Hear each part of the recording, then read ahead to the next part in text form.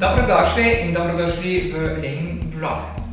V ponedeljek sem zvedla, da v Oskarji prvič v zgodovini ena trans ženska je bila počaščena neki nagrad, sicer za najboljši tuji film.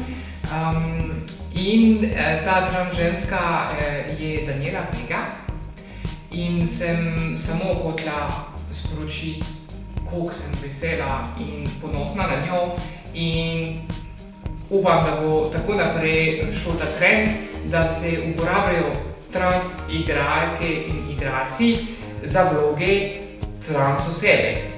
Naj vam sporočim tudi, da danes ob 7. bo v Parkliču en dogodek, in sicer javna debata okrog pravnega priznanja spola. Tako da lepo vabljene in vabljeni, upam, da se vidimo tam.